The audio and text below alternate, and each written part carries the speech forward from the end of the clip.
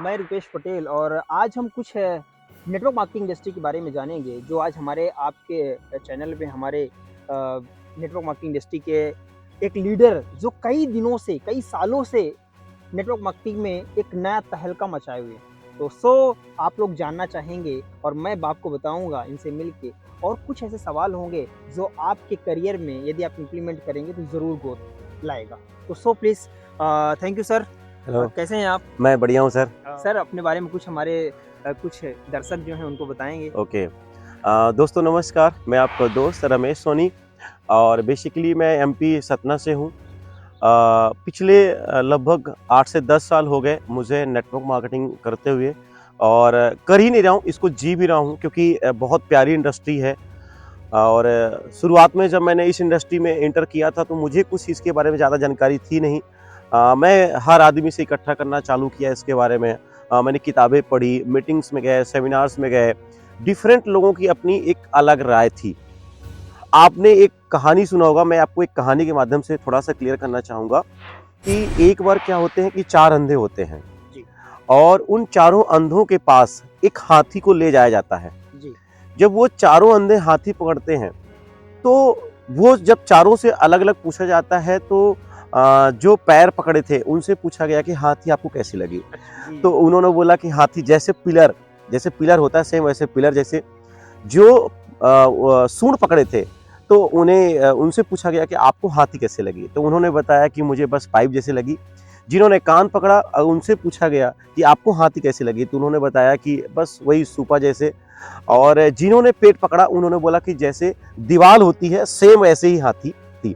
तो दोस्तों मैं आपसे पूछना चाहता हूँ, आप सब लोग जानते होंगे कि हाथी कैसी होती है, शायद सभी लोगों को पता है। तो सेम यही चीज़ रुपेश जी, नेटवर्क मार्केटिंग में जब लोग आते हैं, जितना जिनके पास जितना नॉलेज ले पाते हैं सेम अपनी वो राय दे पाते हैं। मैं भी जब इस इंडस्ट्री में आया तो हमारे आसपास में, क्योंकि ये बिजनेस ना हमारे कोई रिलेशन में किया था ना मेरे कोई फैमिली में किया था, ये मेरे लिए जस्ट एक अननोन था। बिल्कुल, लेकिन एक मेरे अंदर ख्वाब था, एक ड्रीम था, बहुत बड़ा कारण लेके मैं इस इंडस्ट्री में आया कि क्यों ना हम इस इंडस्ट्री में काम करें, क्योंकि ये इंडस्ट्री ना हमसे लेती कुछ नहीं है, देती है। सबसे बड़ी चीज़ जो मुझे मिला, शुरुआत के दौर पे मुझसे बोलना नहीं आता था, बात करना नहीं आता था, लोगों से कॉल करने में बड़ी दिक्कत होती थी। और मुझे थोड़ा-सा सबसे बड़ा जो दिक्कत ये समझ में आया कि लोग क्या कहेंगे? बिल्कुल, अगर मैंने ये काम स्टार्ट किया है तो लोग क्या कहेंगे, ये जो सबसे बड़ी दिक्कत होती है। और ज़्यादातर लोग इस फील्ड में आते हैं, लोग क्या कहेंगे इसी वजह से वो लोग इस इंडस्ट्री में आगे बढ़ नहीं पाते। बढ़िया। देखिए तो मेरा मेरा मानना ये है कि लोग अपने विषय में, हमारे विषय में क्या कहेंगे फ़र्क नहीं पड़ता। आप अपने बारे में क्या सोचते हैं, फ़र्क इस चीज़ से पड़ता है। क्या बात है सर। तो मैंने तो स्टार्टअप किया और स्टार्टअप करने के बाद बस धीरे-धीरे सीखता जा रहा हूँ।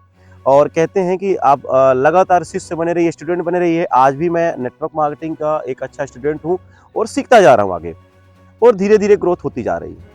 बिल्कुल सर, बहुत बढ़िया। और सर कुछ सवाल थे हमारे, तो मैं ओके। आपसे जानना चाह रहा था उस सवाल के बारे में क्योंकि हाँ। मैं नेटवर्क मार्केटिंग इंडस्ट्री में हूँ ओके। लगातार और आपसे बहुत ऐसा सीखने का मौका मिलेगा क्योंकि हमारे सीनियर हैं आप। तो आज कुछ चीज़ें और जानना चाहेंगे सर हम, ओके। बहुत जानने का मौका आपसे मिला है कि सर जब हम काम करते हैं नेटवर्क मार्केटिंग इंडस्ट्री के अंदर, तो बहुत सारे लोग जो सवाल आते हैं, उस सवाल से हम आपसे चर्चाएँ करेंगे। ओके। जैसे जब हम प्रेजेंटेशन शो करने जाते हैं तो बहुत सारे लोग टाइम नहीं निकालते हैं हमारे लिए। जब हम ओके। उनसे मीटिंग फिक्स करते हैं और फिर वो बहाने बनाना शुरू कर देते हैं, टाइम नहीं देते हैं। तो सर इनके लिए क्या कहना चाहेंगे आप? कैसे हम टाइम को फिक्स करें अपने और उनके साथ अपना प्रेजेंटेशन शो कर पाएँ? देखिए, अगर आप किसी से बात करते हैं और टाइम लेते हैं तो वो आपको टाइम नहीं देते हैं। रीज़न ये होता है कि सामने वाले व्यक्ति के अंदर ये महसूस नहीं होता है कि हमें कुछ नया कुछ जानने को मिलेगा या कोई ऐसा प्रेजेंटेशन हमारे सामने प्रेजेंट करने वाले हैं या कोई ऐसी चीज़ मुझे पता चलने वाली है। सबसे पहले अगर किसी व्यक्ति से बात कर रहे हैं, तो जी, बात करने के दौरान अगर आप मान लीजिए फ़ोन में बात कर रहे हैं, तो सबसे जी, पहले आप उनसे बात करिए 2 मिनट, उनसे हाल-चाल लीजिए, उनके बारे में, जी, उनके फैमिली के बारे में। और उनका जॉब चल रहा है या बिज़नेस जो भी चल रहा है या पढ़ाई चल रहा है, आप उनसे पूछिए। और साथ में कुछ ऐसी चीज़ें छोड़िए, कुछ ऐसी बातें करिए जिससे वो उत्सुक हो जाएँ सुनने के लिए।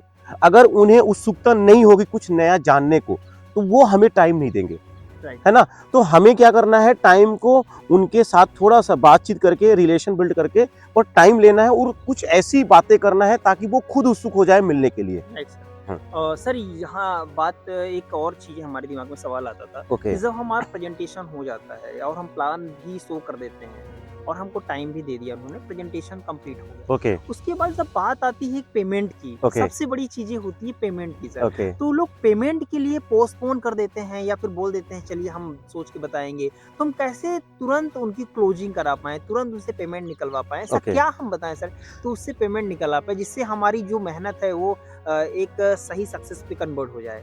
ओके। बहुत अच्छा आपने सवाल किया रुपेश जी। ये भी हमारे सामने बड़ा चैलेंज था उस टाइम पे जब मैंने शुरुआत किया था कि जब मैं लोगों को प्लान करके आता था और लोगों से बात नहीं कर पाता था कि मुझे पेमेंट दीजिए या जॉइन करिए। देखिए सबसे बड़ी चीज़ ये है कि अगर किसी व्यक्ति को आपने प्लान दिखाया है, तो प्लान आपका दिखाने का रीज़न ये है कि सबसे पहले आप उनसे कनेक्ट होइए, है ना? आप उनसे ऐसी बातें कुछ करिए और प्लान के दौरान आपका प्लान डिस्कशन होना चाहिए राइट, कि आप उनको अगर प्लान दिखा रहे हैं, तो सबसे पहले उनके दिमाग में ये होना चाहिए कि ये हमारे लिए कुछ लेके आए हैं, हम यहाँ से कुछ बेहतर कर सकते हैं। मतलब जब तक उनका आप कारण नहीं पता करेंगे, जब तक उनका ड्रीम नहीं पकड़ेंगे या नब्ज नहीं पकड़ेंगे ना, तब तक वो हमारे साथ जॉइन नहीं होंगे। तो राइट, मेरे कहने का मतलब ये है कि आप उनको प्लान दिखाते समय उनसे कनेक्ट होइए और उनको ये महसूस कराइए, ये रियलाइज़ हो जाए कि हम इनके साथ जुड़ करके और हम अपने सपनों को, अपने ड्रीम्स को यहाँ से पूरा कर सकते हैं।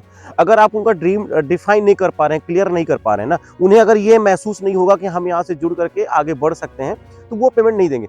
दूसरी चीज़, एक चीज़ मैं और करना चाहूँगा, कई बार क्या होता है कि हम लोगों को जाते हैं, प्रेज़ेंटेशन देके चले आते हैं। मेरे कहने का मतलब है प्रेज़ेंटेशन आप दीजिए, लेकिन सामने वाले को वो चीज़ें समझ में आनी चाहिए। राइट, कई बार हम सामने समझाते हैं और उसको समझ में नहीं आता है, तो वो पेमेंट नहीं देता है। राइट, दूसरी चीज़, एक चीज़ मैंने और देखा है, कुछ लोग ऐसे होते हैं जो जाते हैं और डर-डर के बात करते हैं।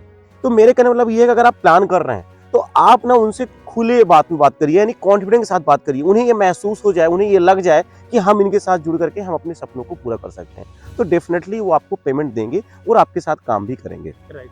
Thank you sir. ओके। और सर एक सवाल हमारा और है, हाँ। इसके बाद मैं एक सवाल और आपसे पूछूँगा क्योंकि सर ये सवाल ये है हमारा कि जैसे हम स्टूडेंट थे, हमने एज़ अ करियर के रूप में इसको स्टार्ट किया। हाँ, पहले पार्ट टाइम के रूप में आया, फिर हाँ, हाँ, करियर के रूप में लेना शुरू कर दिया। तो हाँ, सर आज पहले तो ये लॉ भी नहीं था, गवर्नमेंट ने निकाला था। तो अभी क्या गवर्नमेंट आगे क्या लेके आ रही है? क्या फ्यूचर हाँ। आगे फ्यूचर है इसका या नहीं है? या फिर हमें नेटवर्क मार्केटिंग इंडस्ट्री में हमें यंगेस्ट को आना चाहिए या हाँ। युवा को आना चाहिए या नहीं आना चाहिए? उसके लिए क्या आप राय देना चाहेंगे? हम लोगों को बताइए क्योंकि हम लोग बहुत कन्फ्यूज़ हैं। देखिए, ये बहुत अच्छा सवाल है और मेरे मन में भी ये डर सताता था। जी, एक्चुअली में क्या है कि डायरेक्ट सेलिंग अपने इंडिया में लगभग देखा जाए तो 25-26 साल हो चुके हैं राइट सर। और हमारे हिंदुस्तान की जो आबादी है लगभग 130-35 करोड़ की आबादी है और आज अगर देखा जाए तो यहाँ जो लोग हैं सिर्फ 3%, लगभग 4 से 5 करोड़ लोग हैं यहाँ पे इस इंडस्ट्री के बारे में।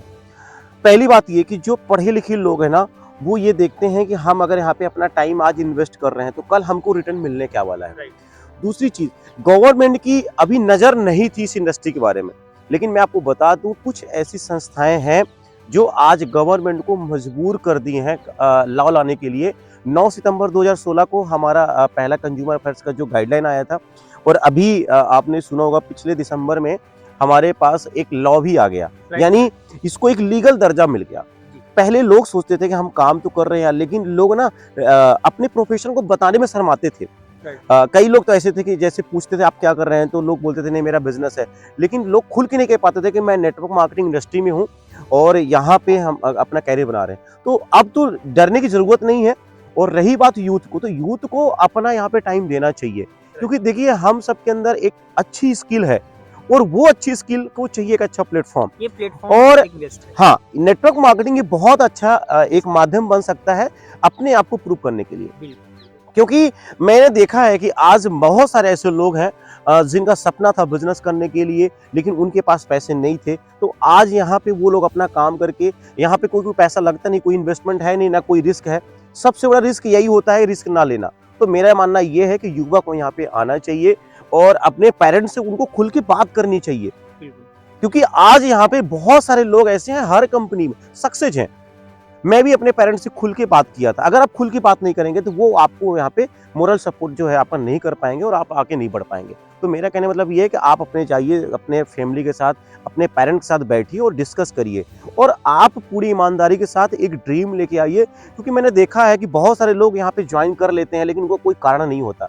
अगर आपका ठोस कारण नहीं है तो दुनिया की किसी भी सेक्टर में आपको सक्सेस मिलने वाली नहीं है और यहाँ भी नहीं मिलने वाली है। बिल्कुल sir, thank you so much sir, thank okay you. Sir, और वेलकम। सर एक चीज़ और जानना चाहूँगा मैं हाँ, कि जैसे बहुत सारे लोग बहुत सर्च में होते हैं हाँ, कि हमें कैसी कंपनी में आना चाहिए, क्योंकि हम मार्केट के अंदर देख रहे हैं आज के डेट में आए दिन कंपनियां आती हैं और हाँ, खत्म हो जाती हैं। ओके। तो हमें ऐसी कौन सी कंपनी में आना चाहिए और अपना करियर को एज अ फ्यूचर के रूप में करना चाहिए कि हाँ, यहाँ पे भी हम जाते हैं तो हमारा फ्यूचर डेवलप हो सकता है? क्योंकि अब मार्केट के अंदर देखिए ना, बहुत सारी क्रिप्टोज वगैरह भी आना शुरू हो गई हैं, आए ओके। दिन देख रहे हैं आप ना।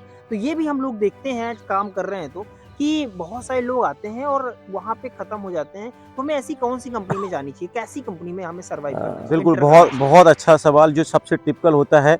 एक जो स्टूडेंट 10वीं पास करता है तो वो एक चौराहे पे ऐसे होता है कि हम कौन सा सब्जेक्ट चूज़ करें, बिल्कुल, बिल्कुल। और एक जो 12वीं पास कर लेता है तो उसे ये टेंशन होती है कि अब हम क्या करें।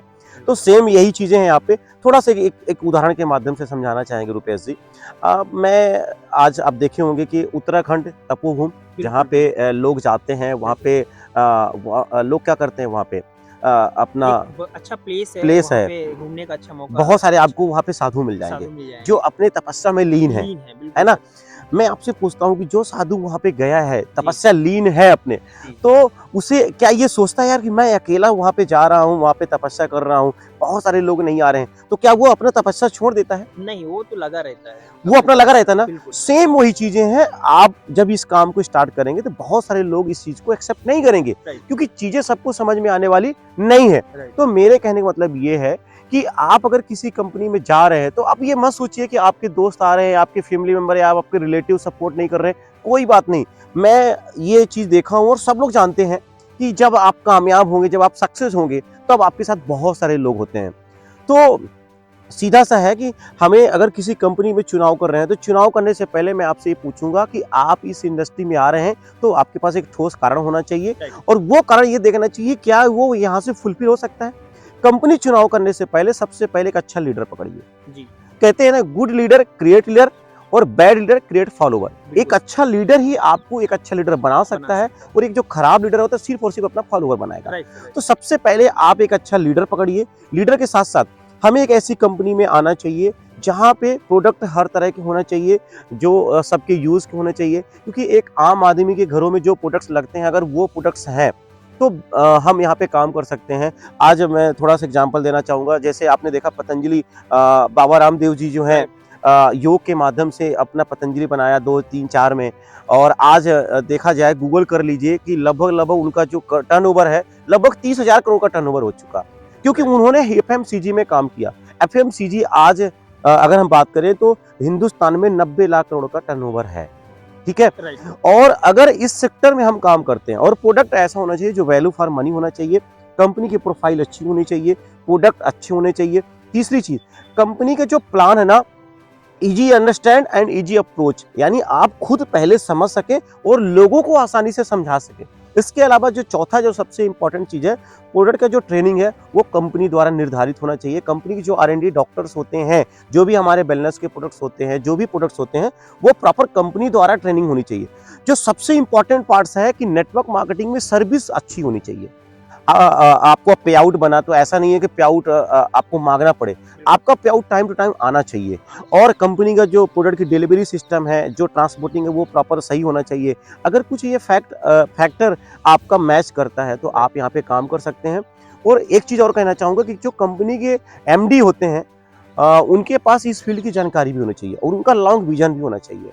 तो अगर कंपनी की प्रोफाइल अच्छी है, कंपनी का प्रोडक्ट अच्छा है, कंपनी का प्लान अच्छा है, कंपनी की प्रोडक्ट ट्रेनिंग अच्छी होती है और कंपनी का सर्विस अच्छा है, तो आप वहाँ से करियर बना सकते हैं। बिल्कुल sir, thank you so much sir, thank you. Thank you. आपको चैनल में बधाई हो, आप आए, अपना कीमती टाइम दिया सर, और आप लोग नेक्स्ट वीडियो के लिए इंतजार करें। So thank you so much sir, thank you. Thank you. Thank और you next Rupesh ji, video next जो वीडियो का आपने मुझे उपयोग यहाँ पे नेक्स्ट इनवाइट किया। वीडियो के लिए आप यहाँ पे इंतजार करो, नेक्स्ट वीडियो जल्दी आएगी। और जरूर सब्सक्राइब जरूर करें और बेल आइकन दबा के और वीडियो को फॉरवर्ड करें। Thank you so much.